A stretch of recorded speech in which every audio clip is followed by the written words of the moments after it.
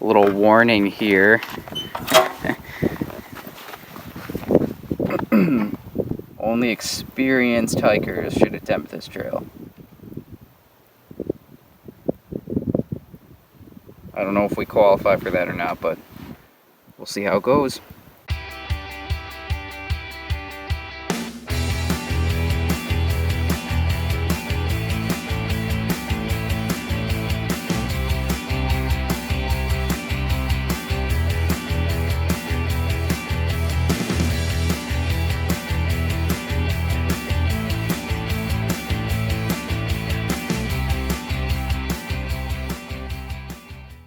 At Theodore Roosevelt National Park, you won't find the vast gift shops and exhibits of Yellowstone.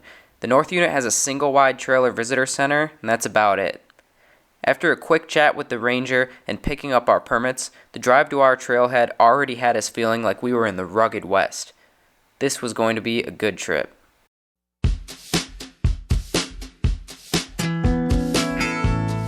The plan was to hike the Achenbach Loop in 2 days, starting on the north end.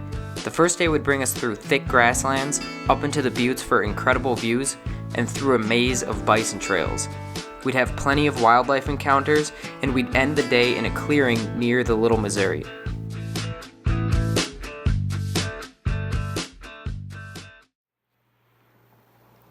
Hey everybody, here we are, day one, beginning of the hike here in Theodore Roosevelt National Park, right outside of Dickinson and Medora in North Dakota. It's really a bit of a drive out here. There's some oil fields that are around the park as well. And we're here at the Buckhorn Trail is where we're starting. It's a trailhead here off the main road, and then we'll be looping in to the Achenbach Trail, and it'll be about a 2-day journey.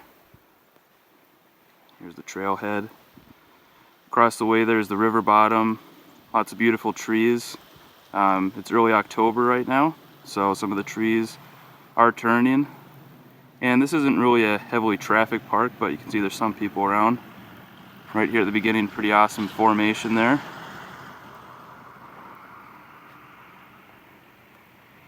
And there are a lot of buffalo in this park too, and they rub up against some of the trailhead signs.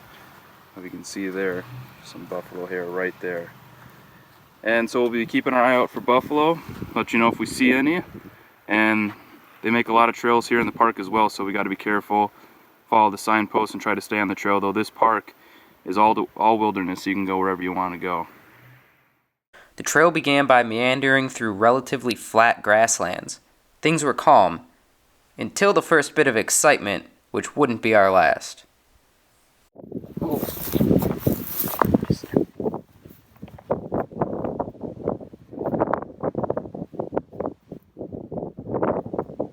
Just walking down the trail here, and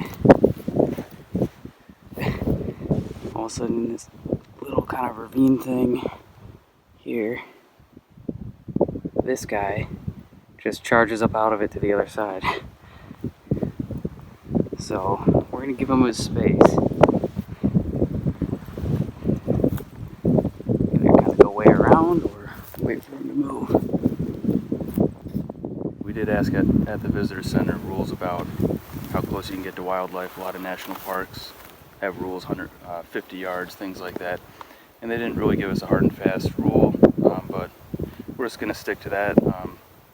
Stay a good ways away. And the good thing about this park is it's all wilderness, so you don't have to stay on trail. So if you need to, you can go around. And that's what we'll do. But this is also part of the enjoyment of this park. We've probably been hiking for a half an hour, already seen 3 buffalo, and it's been pretty amazing. So we waited a few minutes for this guy to move, but he looks pretty content chowing down on some grass, so we're basically gonna leave the trail now, just kind of at about 90 degrees out this way, and just make a big loop around them.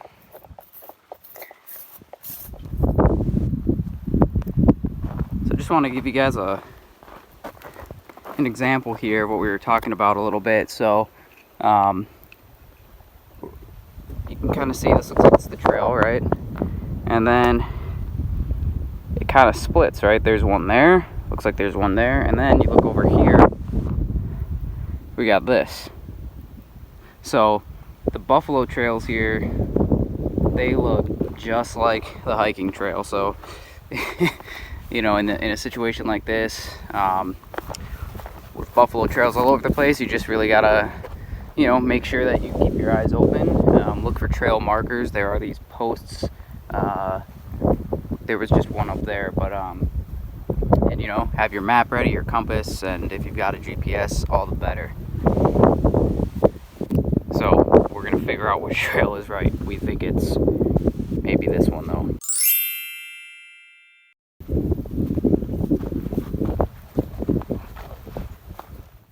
We did eventually find our way back to a trail marker, and we continued seeing bison as we hiked.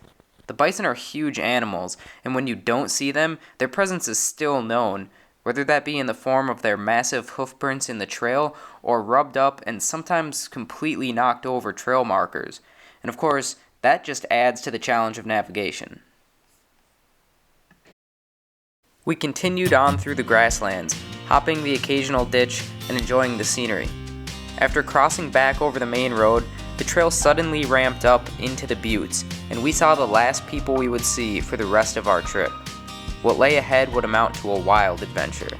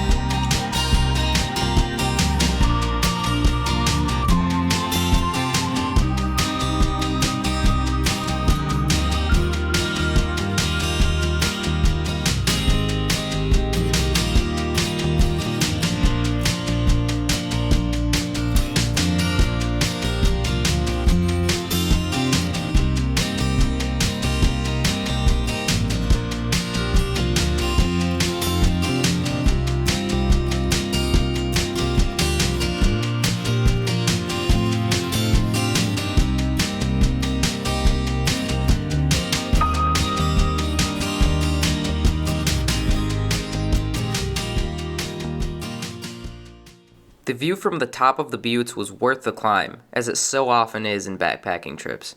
It was the perfect place to rest up and relax. As we hiked down to the river flats, we felt replenished. But in step with the theme of this trip, the excitement of the wilderness soon returned. So, I just stumbled on a rattlesnake. I can't see if it's in the camera or not, but it's like there.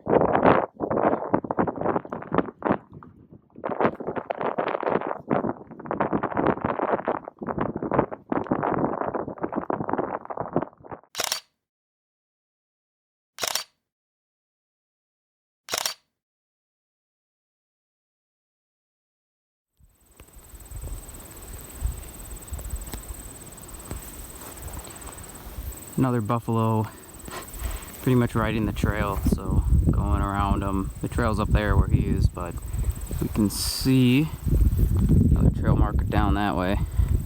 So kind of hike around this dude and make it towards that.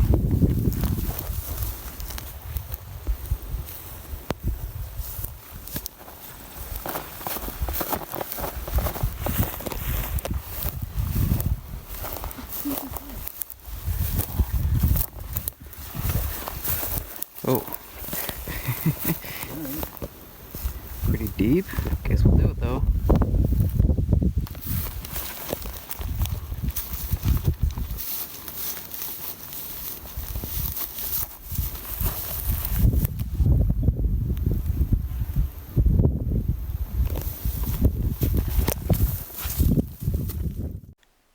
The river flats were full of thick brush and tall grass. Every time we were confident we were on the trail, it would either start to fork or just kind of fizzle out. We kept the river on our left and the buttes on our right, and we spent the next several miles finding our way west between fallen trail markers and a maze of bison paths.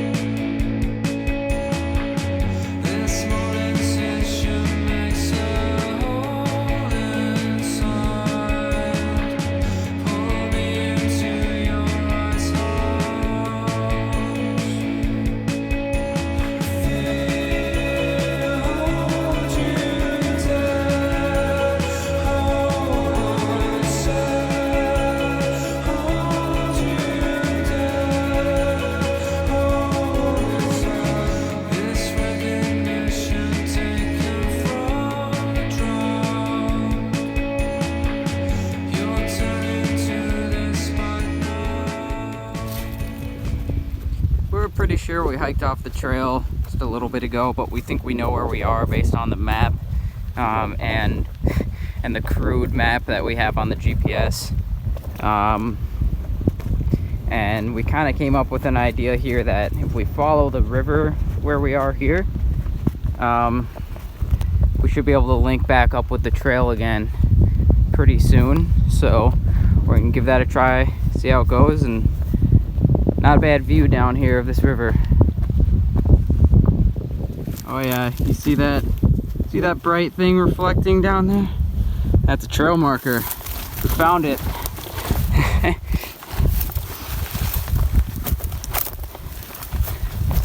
It's like we knew what we were doing.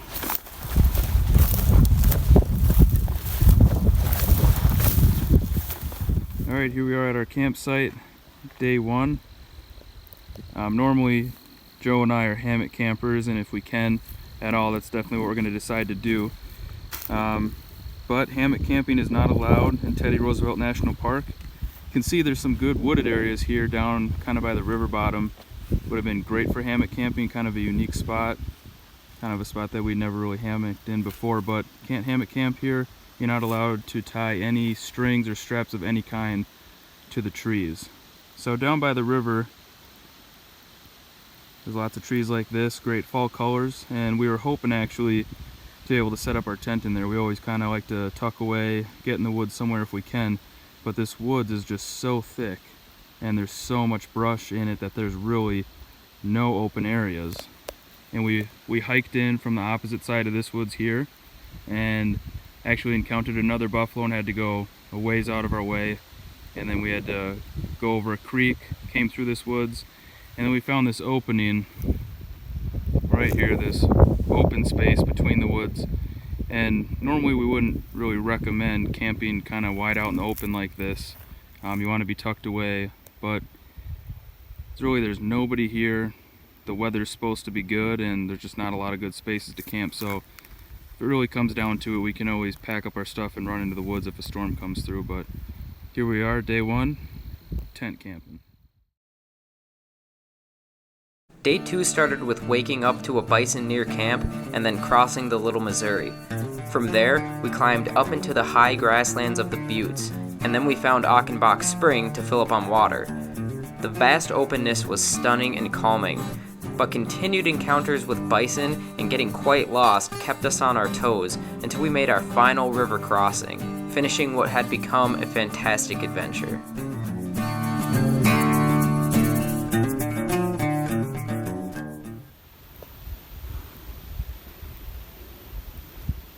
That guy right there.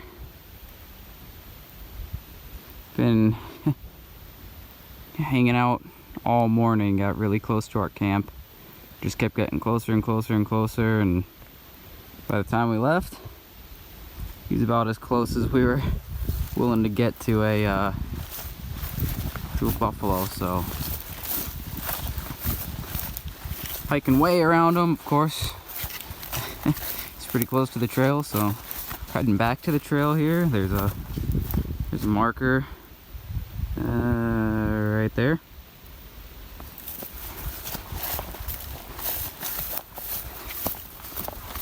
And then pretty soon here we've got this river crossing, so we'll see how this river crossing goes. I mean, just from being by the bank of it yesterday for a little bit, it's pretty muddy, and so I think we're just gonna be really careful how we choose our crossing and stay close. If one person starts to sink in, the other person can hopefully help them out.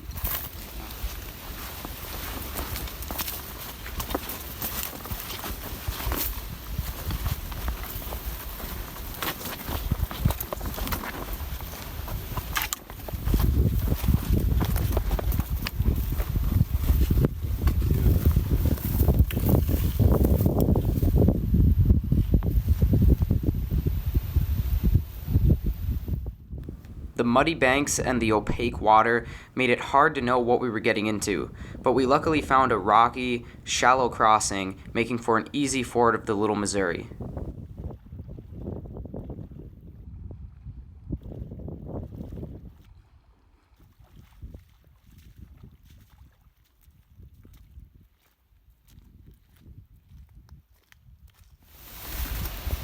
This is pretty cool.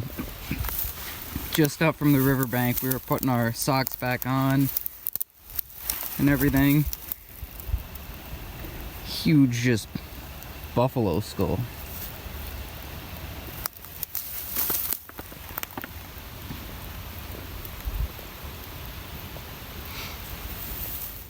From the river, we began the climb into the high grasslands of the Buttes, where we'd spend most of the remainder of the trip.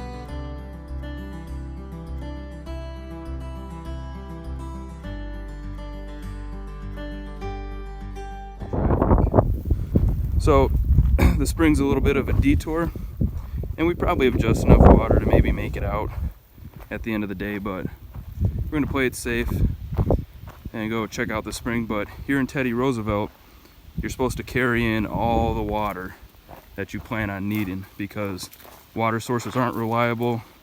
A drought just ended, for instance, and they just lifted fire restrictions like the day before we got here. So the Little Missouri, really hard to drink that because of all the sediment, super hard to filter that. So you have to carry in all your water. So we had a bunch of Sawyer squeeze bags, probably carried in, you know, multiple liters. So we're gonna go down here and check out this spring. It might not even be running, but figure we have time, and if it is good water, we'll fill up a little bit.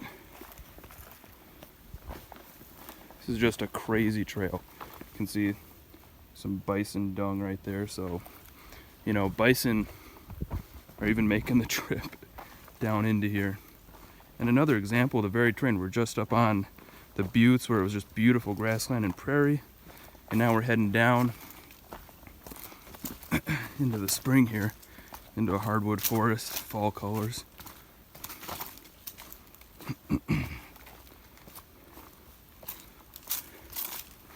Oh, and here's this gotta be the spring. So it looks like they've kind of developed it a little bit. So it really is a good place to come and water your horses if that's what you're doing.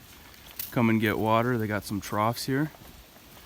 So we'll check out this water source coming straight up out of the ground. Oh, this is what we were talking about. That water attracts wildlife. We were down there filling up our water and everything was fine, and just started hearing some grunting. We were probably down there for 10 minutes, and all of a sudden, less than 50 feet, this big old buffalo comes through and just saw us. He started getting closer, and we started getting our stuff together as quick as we could to get out of the way.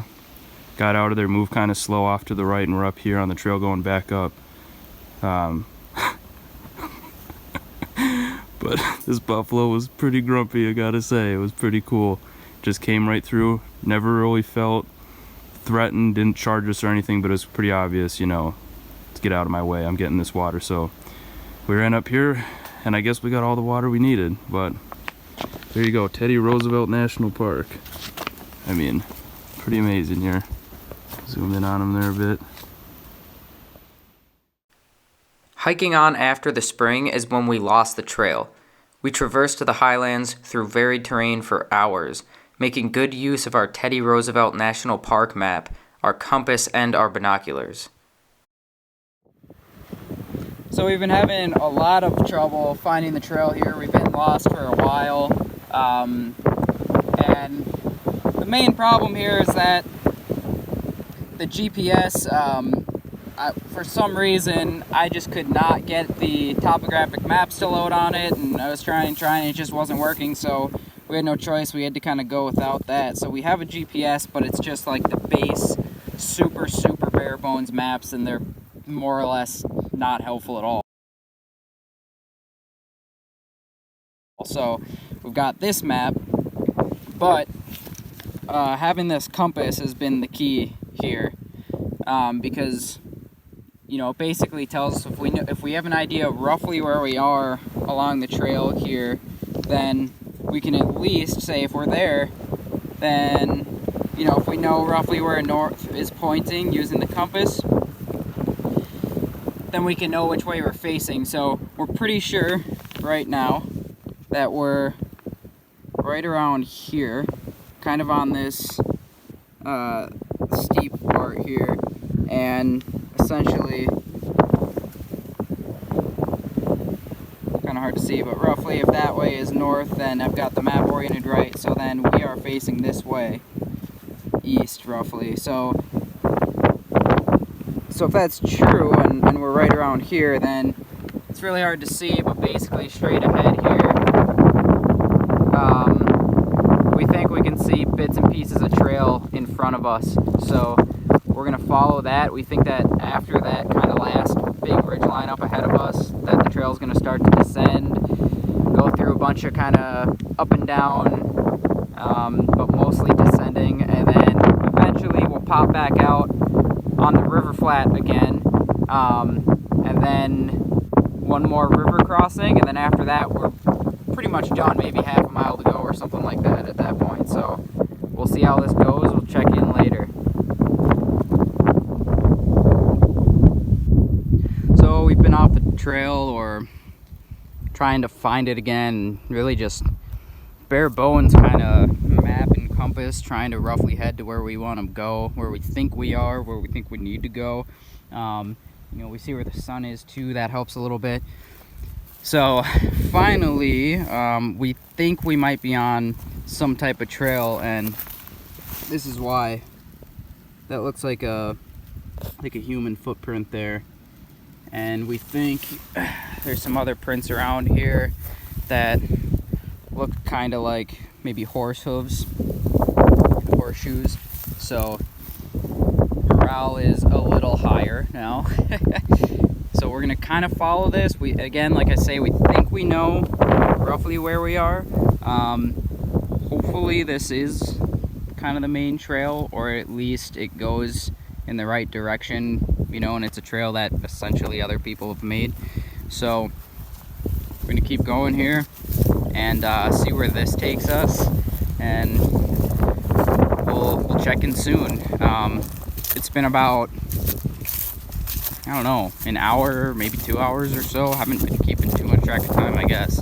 That, we really haven't seen a marker or anything. So, yeah, we'll see where this goes. But, again, like I say, we're fairly confident we know roughly where we're heading. So, end of the day, right now, we kind of got to go east, make our way down to the river, and eventually when we can see the riverbed again, we're hoping we'll be able to see some kind of landmarks. Maybe we'll see a road, that type of thing. So yeah, we'll check in soon.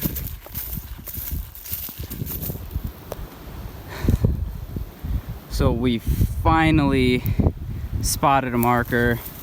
I can't even see it from up here anymore, but what happened was,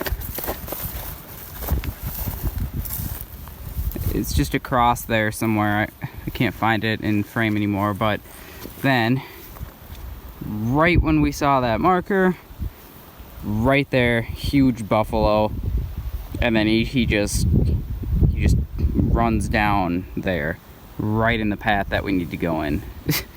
And yeah, figures we've been lost for like at least a couple of hours, probably longer. And then when we finally find a marker again, there's a buffalo right in our path. And so, oh, okay, here you can see, let's see, how can I show you on this? The marker is like right there, super hard to see in the frame, but right on top of my finger there. So buffalo runs right down here. We need to get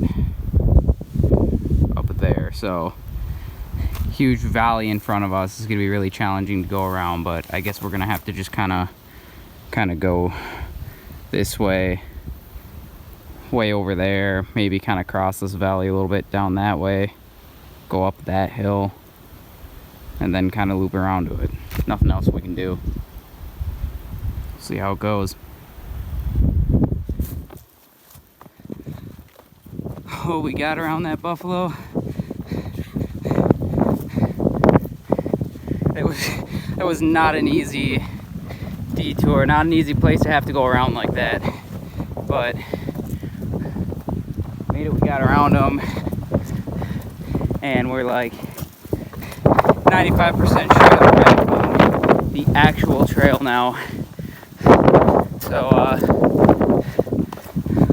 hopefully no more big detours from now on, and we'll kind of just be making our way to the river now, and then cross that, and then pretty much be home free then. This has not been a trip free of excitement, that's for sure.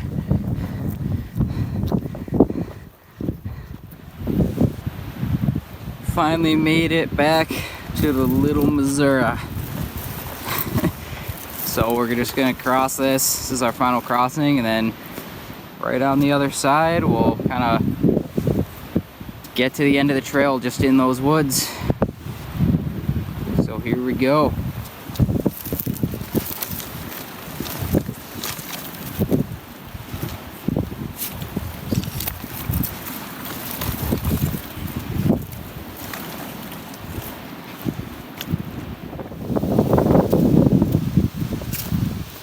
Here we are.